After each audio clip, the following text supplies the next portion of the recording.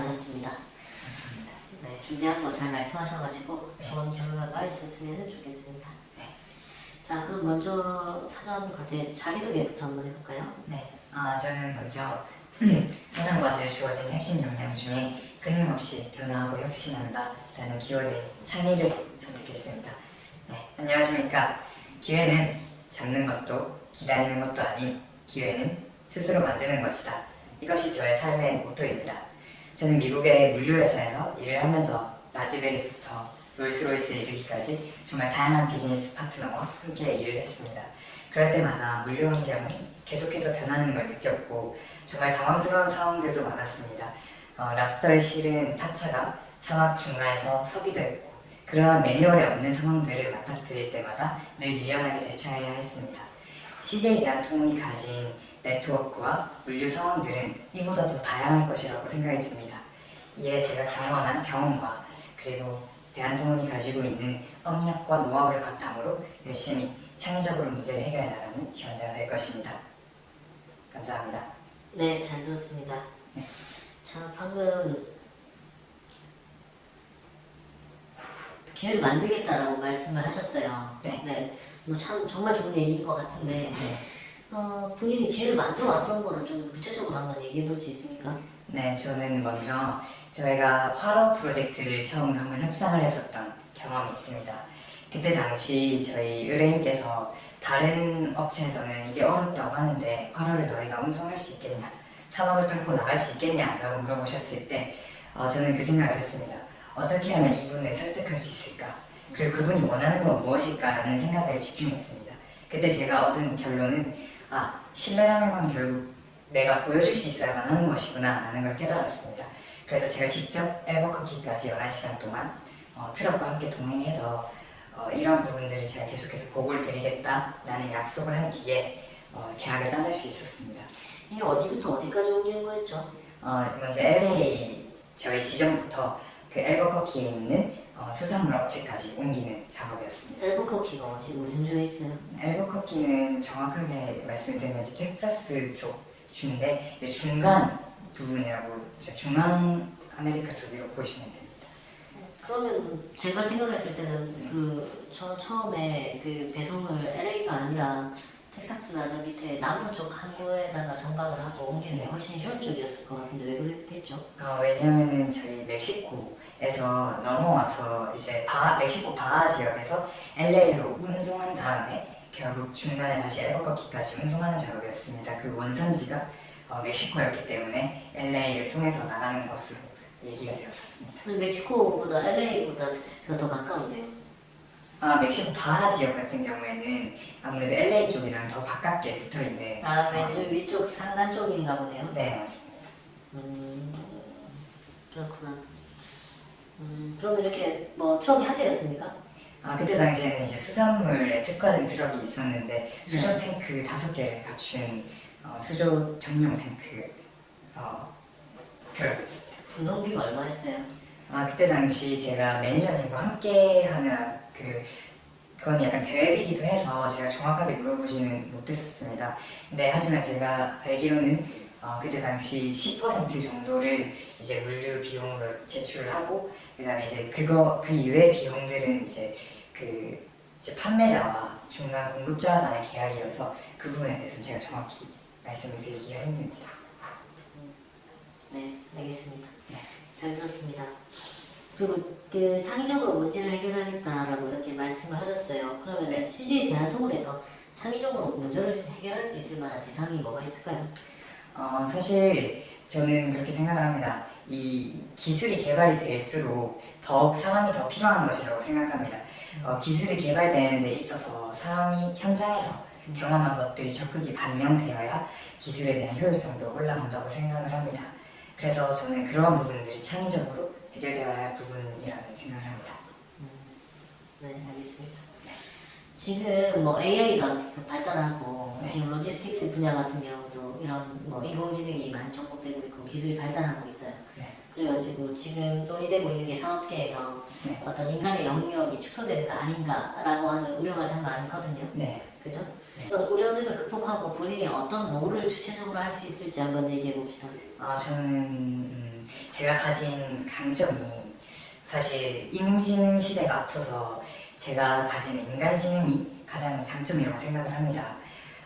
인공지능이 할 수 있는 역할은 사실 더 효율성을 올리고 시간을 단축하는 데 국한된다고 생각을 합니다.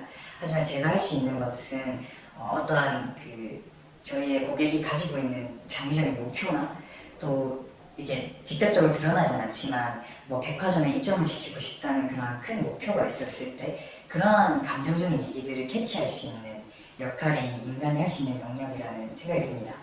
저도 그러한 부분에 있어서 고객의 요구사항이나 그런 생각들에 좀 더 집중할 수 있는 역할을 할 수 있다고 생각이 듭니다. 그러면 인간지능은 어떤 그 물류 그러니까 대상이 되는 그 업체 그러니까 클라이언트에게 오퍼를 보낼 수 있다고 생각합니까?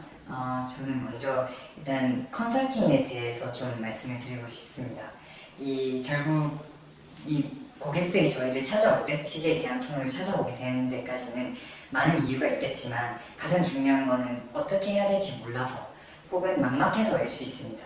그러한 부분에 있어서 효과적으로 장기적인 목표를 이룰 수 있도록 물리적인 입장에서 컨설팅을 드릴 수 있는 점이 제가 봤을 때는 가장 효과적인 부분이라고 생각합니다. 좋아요. 그러면은 이 클라이언트가 그죠 대형 거래처입니다. 네. 본인이 담당하고 있는 거 네. 지속적으로 단가 인하를 요구하고 있어요. 네. 그때는 어떻게 대응하실 겁니까? 그러한 경우에는 사실 처음엔 좀 당황스러울 수 있을 것이라 생각이 듭니다. 하지만 저는 먼저 그 고객과 함께 얘기를 해보고 싶습니다. 아무래도 가격을 낮추다 보면 그만큼 서비스 질이 많이 떨어질 수밖에 없는 건 사실입니다. 왜냐하면 물류 같은 경우에는 운송 수단도 이용을 해야 되고 그만큼의 이제 비용이 들 수밖에 없는 부수적인 이유들이 있는데 무작정 가격만 줄이다 보면 퀄리티 컨트롤이 좀 어렵거나 이러한 것들이 있는데 고객들이 어떠한 가치를 더 중점적으로 두는지를 먼저 파악해봐야 될 것 같습니다. 그러니까 뭐 다른 어떤 요구사항도 물론 많겠지만 단가를 지속적으로 계속 요구를 하는 거죠. 네. 특히 과거에 비해 가지고 네. 유류비나 이런 것들 많이 하락했다는 명분을 가지고 얘기를 네. 했었을 때 그래서 그렇죠. 어떻게 극복하실 거예요? 저는 먼저 이제 내부적으로 이러한 물류 비용을 줄일 수 있는 방법이 있는지는 먼저 항상 이렇게 제가 어느 정도 재원과 상황을 맞출 수 있는지를 먼저 알고 있어야 될 것이라고 생각합니다. 그 범위 안에서 확실히 할 수 있는 것들을 확실히 하고 만약에 저희가 불가능하다면은 고객에게 좀 더 다른 저희와 차별화된 서비스 혹은 속도, 리딩 타임 부분에 있어서 지속적으로 가격보다는 그런 부분에 집중해서 설득을 시도해 볼 것 같습니다. 네, 알겠습니다. 지금 앞으로 그 CJ 대한통운이 주목해야 되는 물류 분야가 어느 분야라고 생각해요? 저는 확실히 이걸 이커머스라고 생각을 합니다. 이미 CJ 대한통운은 이커머스를 하기에 정말 좋은 인프라와 운송 수단을 갖추고 있다고 생각이 들어서 이커머스라고 생각합니다. 기존의 사업사들이 그 운송을 자체 물류를 갖추고 있는 것도 있고 네. 그리고 이제 위탁을 하고 있잖아요. 네. 이커머스 시장이 사실 롯데그룹 같은 경우도 고전을 면치 못하고 있는데 네. CJ는 잘할 수 있겠어요? 대한통운이? 네, 먼저 롯데를 말씀을 하셨으니까 롯데 같은 경우에는 물론 국내에는 그런 이커머스 시장이 잘 발달이 돼 있지만 아직까지 해외로 나가는 데 큰 무리가 있다고 생각이 합니다. 하지만 CJ 같은 경우에는 오히려 CJ 그룹이 가지고 있는 장점인 글로벌에 특화가 돼 있고 이러한 부분에 있어서 이 한국과의 시너지 효과를 분명히 낼 수 있다고 생각을 해서 이러한 부분에 있어서 롯데와의 차별성을 분명히 가지고 있다고 생각이 듭니다. 또 롯데가 차별성은 있는데 쉽지 않다는 거죠. 네, 처음엔 쉽지 않을 것이라고 생각이 듭니다. 하지만 그럴 때일수록 그 규모의 경제와 범위 경제를 동시에 실현하는 것이 가장 중요하다고 생각이 듭니다. 그만큼 해외에 있어서 어떠한 물품을 더 특화해야 되는지 이런 부분에 대한 연구가 분명히 선행적으로 이루어져야 할 필요가 있다고 생각이 듭니다. 네. 지금 요즘 보면은 그 새벽 배송하고 뭐 이게 그 구독 경제라고 해가지고 서브스크립션 형태 이런 것들이 발달하고 있는데 네. 사실 대한통운이 지금 뭐 커버리지하고 있는 게 그리 많지 않다고 생각하거든요.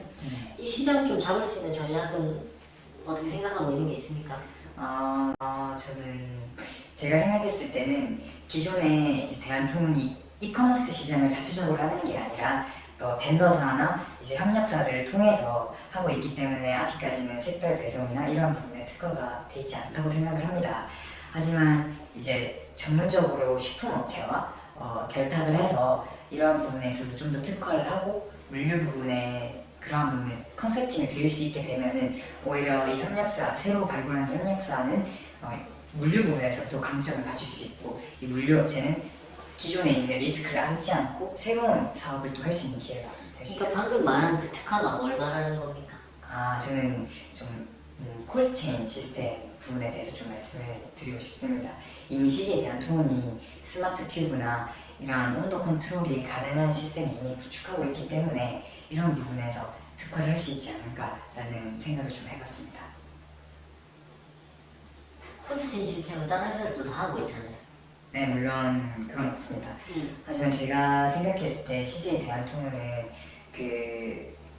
CJ 대한통운이 가지고 있는 큰 장점은 일단 기술력이라고 확실히 생각을 하고 있고 그런 TES가 가지고 있는 강점은 아직까지 다른 물류업체가 확실히 따라오기는 좀 부족하다는 생각과 그에 대한 이미지도 갖추고 있기 때문에 좀 설득력이 있을 것이라고 생각이 듭니다. 네. 본인은 물류에 있어가지고 뭐에 제일 관심이 많아요? 저는 사실 물류에 있어서는 좀 공유형 창고 그리고 공유형 물류 시스템에 좀 관심이 있습니다. 좀 구체적으로 얘기해 봅시다. 저 같은 경우에는 이제 제가 미국에 있을 때 풀필먼트 시스템에 관심이 좀 많아서 아마존을 제가 또 담당하고 있는 계정이 있었기 때문에 그 부분에 좀 집중을 했었습니다. 실제로 회사에서 새로운 아이디어에 대해서 얘기를 했을 때 제가 물류형 창고, 공유형 창고 시스템을 좀 도입하는 게 어떠냐고 제안을 해서 그 사업에도 함께 참여를 했었고 그래서 저는 풀필먼트 시스템에 좀 관심이 있습니다. 네.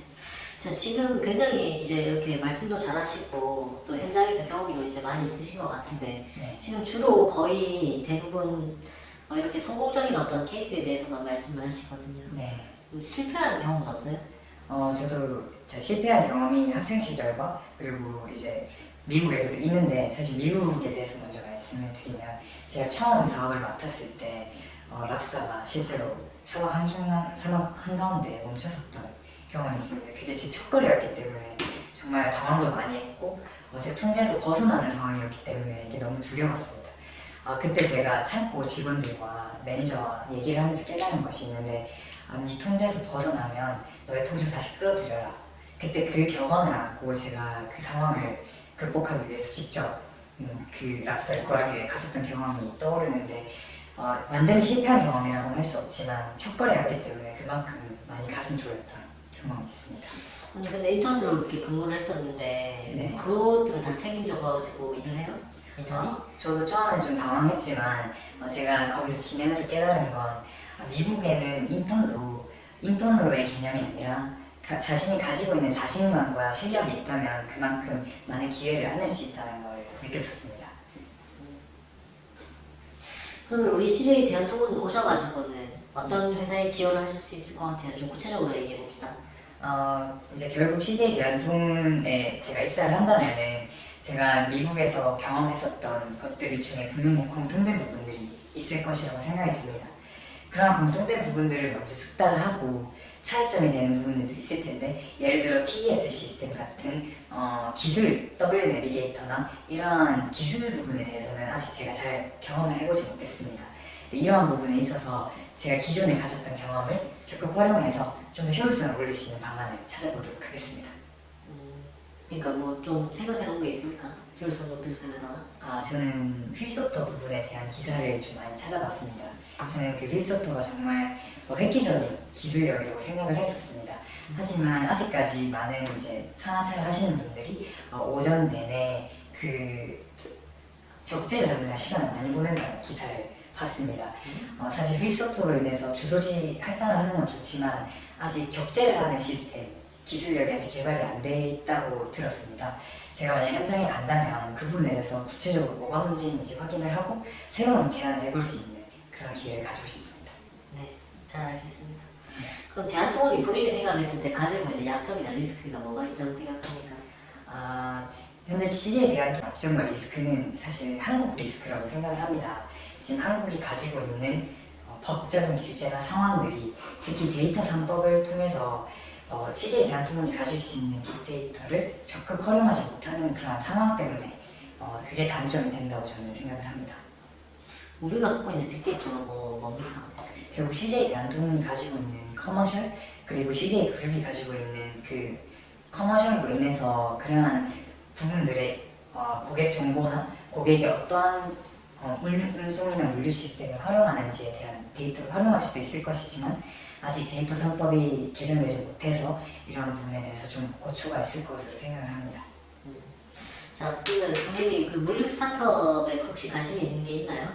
저는 물류 스타트업에 대해서는 크게 생각을 해보지는 못했는데 제가 최근에 봤던 물류 신문 기사에서는 그 풀필먼트를 통해서 창고를 공유하는 그 스타트업에 상당히 관심을 좀 가지고 있었습니다. 그러면 대한통운이 스타트업하고 이런 기술 가진 스타트업하고 그 코업을 한다면 어떤 방식으로 할 수 있다고 생각합니까? 제가 생각하는 얘는 사실 이커머스에 대해서 제가 많은 성장성을 기대하고 있는데 이 110조 원이나 되는 이 이커머스 시장을 창고형 공용 시스템을 많이 활용함으로써 유유자산이나 이런 창고가 없는 업체들을 통해서 이러한 창고를 활용해서 더 효율성을 올릴 수 있는 이제는 소유가 아니라 서로 가치를 쉐어할 수 있는 물류 방향으로 나아갈 수 있다고 생각이 됩니다. 자, 물류업에서 제일 앞으로 어려울 것으로 기대되는 게 뭐가 있어요? 본인 일하면서?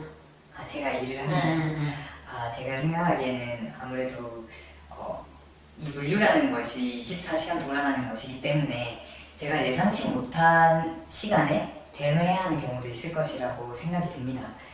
그럴 때마다 관리자로서, 책임자로서 언제나 나갈 준비가 되어 있어야 한다고 생각이 듭니다. 물론 그게 어려움일 수 있지만 제가 여태껏 해온 일이기 때문에 그게 어려울 것이라고 생각이 하지 않습니다. 네, 알겠습니다. 네.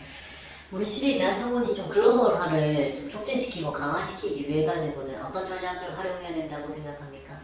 저는 사실 CJ 대한통운이 제일 잘하고 있는 것이기도 하지만 지속해서 진정한 로컬라이제이션을 이뤄야 된다고 생각을 합니다.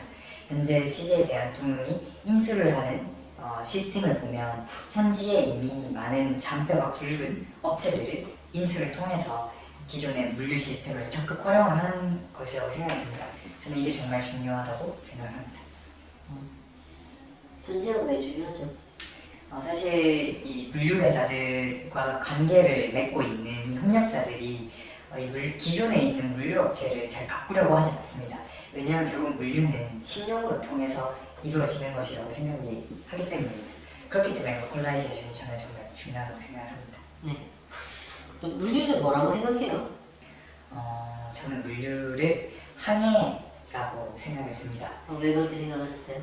기존의 이제 항로를 잘 유지하는 것, 이 기존에 생길 수 있는 리스크들을 면밀히 미리 파악해 놓고 그에 대해서 유연하게 대응을 하는 게 물류와 가장 닮았다고 생각을 하고 또 새로운 항로를 통해서 극적인 효율성을 높일 수 있는 것도 물류와 좀 많이 닮았다고 생각이 듭니다. 네, 잘 알겠습니다. 잘 들었고요. 네. 자, 그럼 마지막으로 할 말 있으면 짧게 한번 해볼까요? 네. 저는 사실 이 물류의 전체적인 성공, 무슨 일이든 전체적인 성공은 순간의 집중을 통해서 이루는 것이라고 생각을 합니다. 결국 지금 이 순간도 앞으로 제가 경험할 순간들도 모두 전체 CJ에 대한 때문에 수익성을 위해서 존재하는 것이라고 생각이 듭니다. 앞으로 순간에 집중하여서 전체 성공을 이끌어내는 CJ에 대한 동원의 직원이 되겠습니다. 네. 감사합니다. 네. 자, 수고하셨고 마지막으로 한 개만 더 물어볼게요. 네. 딴 데 썼어요? 예, 딴 데 썼었습니다. 어디요? 지금 롯데 로지스틱스도 썼고, 좀 한진은 쓰진 않았지만 국민의당 대로 쓰진 않았습니다. 또 뭐 다른 데는 안 썼어요? LG 판토스도 썼었습니다. 왜 CJ 올라고 해요? 사실 CJ 대한통운이 저는 저가 제일 핏하다고 생각을 했습니다. 물론 다른 업체들도 물류를 하고 있지만 사실 물류는 글로벌을 하는 물류와 글로벌을 말하는 물류가 있다고 생각이 듭니다. 다른 업체들은 글로벌을 계속 말하려는 업체 같지만 이 CJ 대한통운은 글로벌을 하는 물류라고 생각이 들었습니다. 네, 잘 알겠습니다. 네, 네. 수고하셨습니다. 감사합니다. 네, 자, 네, 좋습니다. 타이틀인데 잘했어요. 정말. 왜냐면은 일단 당황하지 않았던 게 좋고 그 빠르게 여기 있었던 것하고 그냥 조합해가지고 얘기를 하려고 하는데 네. 굉장히 좀 좋았던 것 같아요. 감사합니다. 특히 이 보면은 멕시코 네, 얘기도 진짜. 그렇고 네. 뭐 이거는 계속 검증 질문을 던진 거예요. 네. 얼마 했냐? 맞아요. 저도 당황하긴 했는데. 텍사스가 바로 그 저기 남부 뉴올리언즈나 이쪽으로 하면 더 가깝지 않냐? 네. 뭐 일부러 이렇게 물었던 거예요. 네. 일부러. 맞아 그런 거. 근데 이제 설득력이 있었어. 왜냐면 거기 서쪽으로 서부 쪽으로 해가지고 캘리포니아로 올라가면은 그게 더 가깝다고 했는데 네. 그게 설득력이 있었거든. 네. 실제로 바하 지역에서 이게 해산물이 많이 올라와서 응. 그런 생각을 했죠. 괜찮았다고 생각해요. 그리고 그러니까 이게 인턴한테 시키냐 했는데 네. 또 얘기 잘했고 네. 인간지능 얘기도 정말 잘했고요. 내가 봤을 때 이거 지금 다 틀릴 거야. 인공지능이. 다른 사람은 네. 다 틀릴 거라고 일단 예상하거든. 네. 은행을 또 이렇게 어려워서. 그러니까 그다음에 단가에 대한 경우 이게 진료를 계속 물어봤는데 그게 네. 집에서 잘 나와놨어요. 네. 이것도 했던 거잖아 사실. 네네. 계속 뭐 이자율 상황은 어떻게 할 거냐. 그렇지. 그다음에 이커머스 얘기 잘했고, 그죠? 근데 여기서는 콜드 시스템을 얘기했었는데 이커머스에서는 결국은 네. 이렇게 경쟁이 치열한 곳에서는 결국 한 끗 차이다. 그러니까 고수의 싸움에서는 굉장히 디테일이 승패를 결정하고 네. 실패하지 않아야만 이긴다. 네. 실수를 하지 않아야만 이긴다. 있어요. 근데 그 실수하지 않는 거는 그만큼 업력과 데이터와 그 다음에 인적 자원의 어떤 결합 이게 완결성이 있어야 되는데 C에 대한 경우는 이제 그런 메커니즘을 이해하고 실행을 이미 하고 있다. 그렇기 때문에 우리는 이 싸움에서 승리를 잡을 수 있다. 이렇게 얘기하자 이 말이죠. 한 끗 차이. 한끗 차이. 고수의 싸움에서는 실수하지 않는 사람이 이긴다. 네. 라는 거를 좀 얘기했으면 좋겠고. 녹화되고 녹화되고 있어. 그 다음에 이거 물류 스타트업 얘기했는데 이거 좀 살짝 처음에 살짝 당황했어. 네, 그래서 말을 생각을 해보지 못했지. 근데 그래도 풀필만지 얘기하면서 정말 얘기를 잘했다는 거야. 나는 약간 그 당황한 걸 살짝 봤거든. 네. 근데 지금 괜찮았어. 열심히 얘기했어요. 괜찮았어. 그 다음에 실패한 경우 얘기 잘했고 대안적으로 어떻게 기여할지도 잘 얘기했고 리스크도 잘 얘기했고 그 다음에 앞으로 어려운 점 얘기고 글로벌화 이것도 얘기 너무 잘했고 물류는 무엇이라고 생각하냐 이거는 내재할 시간이 부족했음에도 불구하고 굉장히 얘기를 잘했고 아니 전체적으로 봤을 때 이 정도의 압박과 텐션을 통과할 수 있을 정도면 내가 볼 때는 모르겠어요. 그 별로 어려움이 없을 것 같아. 네. 적어도 여기에 대해서는. 저도 이것도 어려울 것 같진 않아, 절대. 사실 하나님도 갔을 때, 응. 진짜 뭐, 어렵다는 생각 전혀 안 했거든요. 근데 물론 하나님은 제가 봤을 때. 아쉽지만 어쨌든 근데 이게 더 필요하다고 생각하고 왜냐면 명분이 너무 명확하거든. 맞아, 왜? 명분이 너무 명확해서 일단 전체적으로 좋습니다. 근데 실장님 마음 한번 더 해봤으면 좋겠어. 이 시각 말고 또 다른 시각으로. 이게 인성적인 거안 물어봤잖아요. 그래. 네. 그러니까 그걸로 한 번 더 해보면 좀 더 나을 것 같은데. 알겠습니다. 알겠습니다. 일단 내가 봤을 때 네. 굉장히 잘합니다. 근데 이 형 말 잘 안 하는 거 알지? 왜냐면 그 배사장 같은 경우는 네. 사실 은행 질문들이 이거보다 난이도가 낮거든. 그렇죠. 솔직히. 네. 내가 봤을 때 은행이 왜 돈을 많이 주는지 모르겠지만 아니 솔직히 난이도가 더 낮단 말이지. 다르죠. 다른데 난 이게 괜찮은 것 같아. 네, 아무튼 수고 많았습니다. 우리 많이 같이 해서. 좋습니다. 감사합니다. 네, 수고했습니다. 제 생각으로 다시 마시고. 응. 장난일 것 같아요.